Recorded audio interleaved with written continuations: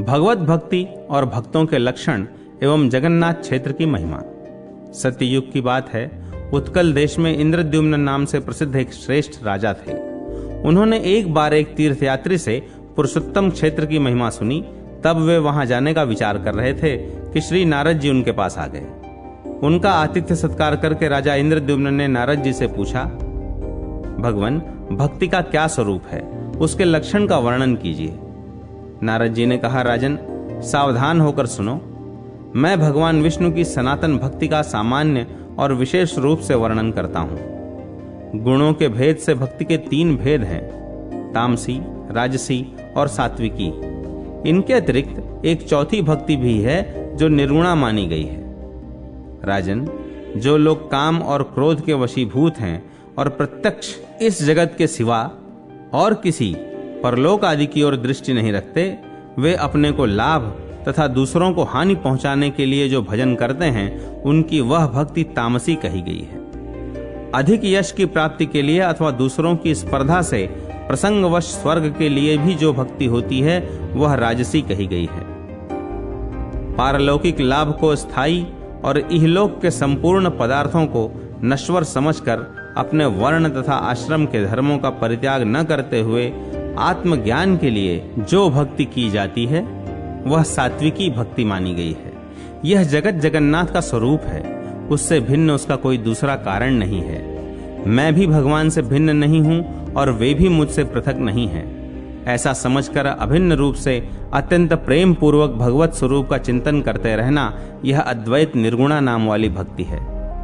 अब मैं भगवान विष्णु के भक्तों के लक्षण बतलाता हूं। जिनका चित्त अत्यंत शांत है, जो सबके प्रति कोमल भाव रखते हैं, जिन्होंने स्वेच्छानुसार अपने इंद्रियों पर विजय प्राप्त कर ली है, तथा जो मन, वाणी तथा क्रिया द्वारा कभी दूसरों से द्रोह रखने की इच्छा नहीं रखते, जिनका चित्त दया से द्रवीभूत होता है, जो चोरी और हिंसा से सदा ही मुख मोड़े रहते हैं, सद्गुणों के संग्रह तथा दूसरों के कार्य साधन में जो प्रसन्नता पूर्वक संलग्न रहते हैं, सदाचार से जिनका जीवन सदा उज्जवल बना रहता है, सब प्राणियों के भीतर भगवान वासुदेव को विराजमान देखकर जो कभी किसी से ईर्ष्या द्वेष नहीं रखते, अविवेकी मनुष्यों का विषयों में जैसा प्रेम होता है, उससे 100 कोटि गुनी अधिक प्रीति का विस्तार भगवान श्री हरि के प्रति करते हैं, भगवान विष्णु से भिन्न किसी दूसरी वस्तु को नहीं देखते, समष्टि और व्यष्टि सब भगवान के ही स्वरूप हैं,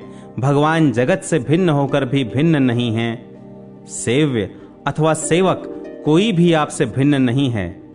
इस भावना से सदा सावधान रहकर जो ब्रह्मा जी के द्वारा वंदनीय युगल चरणार विंदों वाले श्री हरि को सदा प्रणाम करते हैं, उनके नामों का कीर्तन करते हैं, उन्हीं के भजन में तत्पर रहते और संसार के लोगों के समीप अपने को तृण के समान तुच्छ मानकर विनयपूर्ण बर्ताव करते हैं, दूसरों के कुशल क्षेम को अपना ही मानते हैं, दूसरों का तिरस्कार देखकर उनके प्रति दया से द्रवीभूत हो जाते हैं तथा सबके प्रति मन में कल्याण की भावना करते हैं, वे ही विष्णु भक्त के नाम से प्रसिद्ध हैं। जो पत्थर पर धन एवं मिट्टी के ढेले में मित्र, शत्रु, भाई तथा बंधु वर्ग में समान बुद्धि रखने वाले हैं, वे ही निश्चित रूप से विष्णु भक्त के नाम से प्रसिद्ध हैं। जो दूसरों की गुण राशि से प्रसन्न होते और पराये मर्म को ढकने का प्रयत्न करते हैं, परिणाम में सबको सुख देते हैं, भगवान में सदा मन लगाए रहते तथा प्रिय वचन बोलते हैं, वे ही वैष्णव के नाम से प्रसिद्ध हैं। जिनका चित्त श्री हरि के चरणार विंदों में निरंतर लगा रहता है, जो प्रेमाधिक्य के कारण जड़ बुद्धि सदृश बने रहते हैं, सुख और दुख दोनों ही जिनके लिए समान हैं, जो भगवान की पूजा में चतुर हैं तथा अपने मन और विनय युक्त वाणी को भगवान की सेवा में समर्पित कर चुके हैं, वे ही वैष्णव नाम से प्रसिद्ध हैं। भगवान में सदैव उत्तम भक्ति रखने वाले भक्तों के शुभ चरित्र और लक्षण का वर्णन मैंने तुमसे किया है। भगवान के भजन के लिए धन की आवश्यकता तथा शरीर को कष्ट देकर किए जाने वाले किसी विशेष प्रकार के प्रयोग की आवश्यकता नहीं है। मृदुल एवं मंद स्वर से वाणी के द्वारा भगवान के नामों का कीर्तन होता रहे तो मैं इसी को भजन मानता हूँ। तुम्हारे मन में भगवान के दास्य भाव का ही चिंतन होना चाहिए। जिनके मन में पराई स्त्री और पराये धन के लिए सदा लोभ बना रहता है, जो कृपण बुद्धि वाले हैं और सदा अपना ही पेट भरने में लगे रहते हैं, वे नर पशु विष्णु भक्ति से सर्वथा रहित हैं। जो निरंतर दुष्ट पुरुषों के साथ अनुराग करते हैं, दूसरों का तिरस्कार और हिंसा करते हैं, जिनका स्वभाव अत्यंत भयंकर है तथा जो भगवान नरसिंह के चिंतन से विरक्त रहते हैं, उन मलिन पुरुषों को दूर से ही त्याग देना चाहिए। इसके बाद राजा के प्रार्थना करने पर श्री नारद जी राजा को साथ लेकर पुरुषोत्तम क्षेत्र में गए और मही नदी के तट पर विश्राम किया। वहां राजा इंद्रद्युम्न ने नारद जी के साथ भगवान श्री नरसिंह जी, कल्पवट तथा नीलमाधव के स्थान का दर्शन किया। नारद जी ने जब वहां भगवान नृसिंह की प्रतिमा की स्थापना की, उस समय राजा ने भगवान का स्तवन करते हुए कहा कि भगवान, आप मुझे अपने चरणार विंदों की श्रेष्ठ भक्ति दीजिए। आप मुझ अनाथ पर कृपा कीजिए कि मैं अपने इस चर्म चक्षु से आपके दिव्य स्वरूप का दर्शन कर सकूं। तत्पश्चात उन्होंने 1000 अश्वमेघ यज्ञों का अनुष्ठान आरंभ किया। जब वह अश्वमेघ यज्ञ 999 की संख्या तक पहुंच गया, तब सोमरस निकालने के 7 दिन के बाद जो रात्रि आई, उसके चौथे प्रहर में राजा इंद्रद्युम्न ने अविनाशी भगवान विष्णु का ध्यान किया। उस ध्यान में उन्हें एक रत्न सिंहासन पर शंख चक्र गदाधारी भगवान विष्णु का दर्शन हुआ। उनके श्रीअंगों की कांति नील मेघ के समान श्याम थी। वे वनमाला से विभूषित थे। उनके दाहिने भाग में शेष जी विराजमान थे, जो फण रूपी मुकुट का विस्तार करके सुंदर छत्र के आकार में परिणत हो गए थे। भगवान के वाम भाग में भगवती लक्ष्मी विराजमान थी। भगवान के आगे ब्रह्मा जी हाथ जोड़े खड़े थे। सनकादि मुनीश्वर उनकी स्तुति कर रहे थे। ध्यान में भगवान का इस प्रकार दर्शन पाकर राजा इंद्रद्युम्न को बड़ा हर्ष हुआ। इंद्रद्युम्न ने भगवान की स्तुति करके उन्हें प्रणाम किया। फिर ध्यान के अंत में राजा को अपने आप का भान हुआ तो उन्होंने नारद जी से सब बातें कहीं। तब नारद जी ने आश्वासन देते हुए कहा, राजन, इस यज्ञ के अंत में तुम्हें भगवान यहां प्रत्यक्ष दर्शन देंगे। ये सब बातें दूसरे किसी के आगे प्रकाशित न करना। राजा इंद्रद्युम्न के अश्वमेघ यज्ञ के समाप्त होने पर आकाशवाणी हुई। तदनुसार वहां भगवान स्वयं 4 विग्रहों में प्रकट हुए। बलभद्र, सुभद्रा और सुदर्शन चक्र के साथ भगवान जगन्नाथ जी दिव्य आसन पर विराजमान हुए। भगवान के 4 दिव्य रूप संपन्न हो जाने पर पुनः आकाशवाणी हुई कि इन 4 प्रतिमाओं की नीलांचल पर कल्प वृक्ष के वायव्य कोण में 100 हाथ की दूरी पर और भगवान नृसिंह के उत्तर भाग में जो मैदान है, उसमें मंदिर बनवाकर स्थापना करो।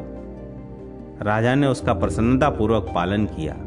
राजा इंद्रद्युम्न ने भगवान जगन्नाथ जी की स्थापना करके उनकी स्तुति की और फिर उन 4 काष्ठमयी प्रतिमाओं का विधिवत पूजन किया।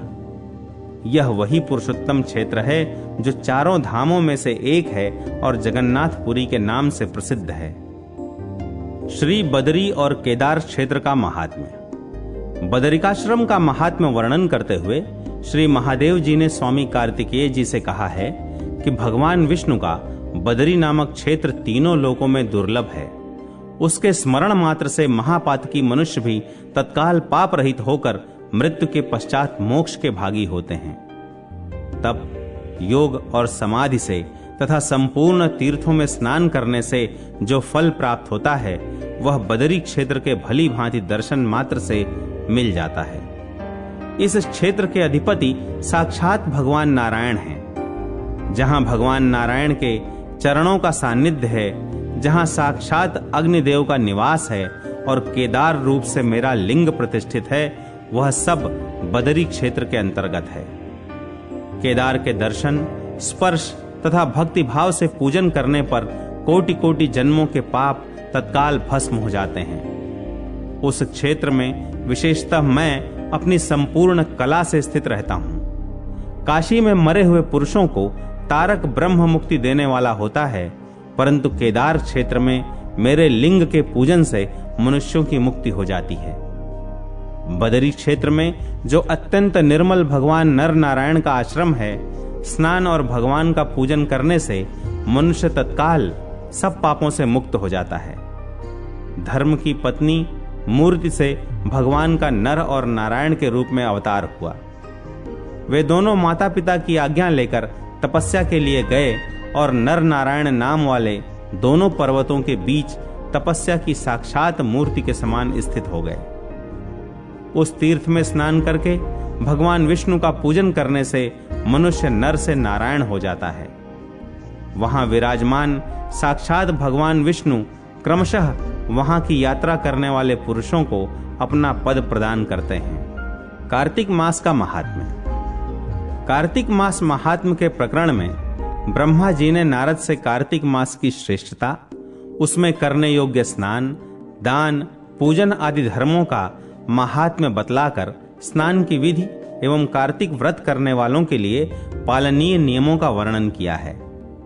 कार्तिक व्रत करने वालों को विधि और नियमों पर विशेष ध्यान देकर उनको अनुष्ठान में लाना चाहिए। कार्तिक मास के संबंध में ब्रह्मा जी ने बतलाया है कि कार्तिक मास के समान कोई मास नहीं, सत्य युग के समान कोई युग नहीं, वेदों के समान कोई शास्त्र नहीं और गंगा जी के समान दूसरा कोई तीर्थ नहीं, तथा इसी प्रकार अन्नदान के सदृश कोई दूसरा दान नहीं है। दान करने वाले पुरुषों के लिए न्यायोपार्जित द्रव्य के दान का सुअवसर दुर्लभ है। उसका भी तीर्थ में दान किया जाना तो और भी दुर्लभ है।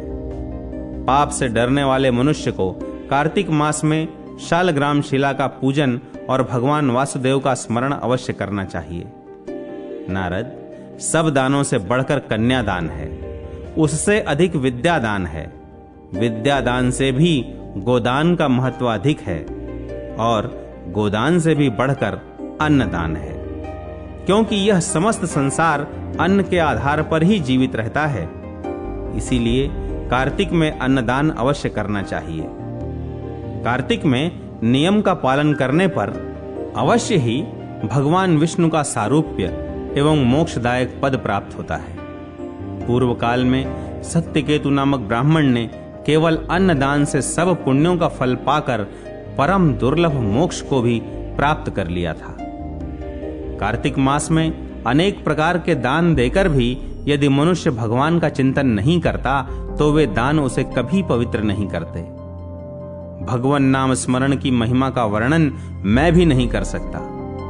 मनुष्य को गोविंद गोविंद हरे मुरारे, गोविंद गोविंद मुकुंद कृष्ण, गोविंद गोविंद रथांग पाणे, गोविंद दामोदर माधवेति, इस प्रकार प्रतिदिन कीर्तन करना चाहिए। नित्य प्रति भागवत के आधे श्लोक या चौथाई श्लोक का भी कार्तिक में श्रद्धा और भक्ति के साथ अवश्य पाठ करें। देवर्षे, जो मनुष्य कार्तिक मास में प्रतिदिन गीता का पाठ करता है उसके पुण्य फल का वर्णन करने की शक्ति मुझ में नहीं है। गीता के समान कोई शास्त्र न तो हुआ है और न होगा। एकमात्र गीता ही सदा सब पापों को हरने वाली तथा मोक्ष देने वाली है। गीता के एक अध्याय का पाठ करने से मनुष्य घोर नरक से मुक्त हो जाते हैं।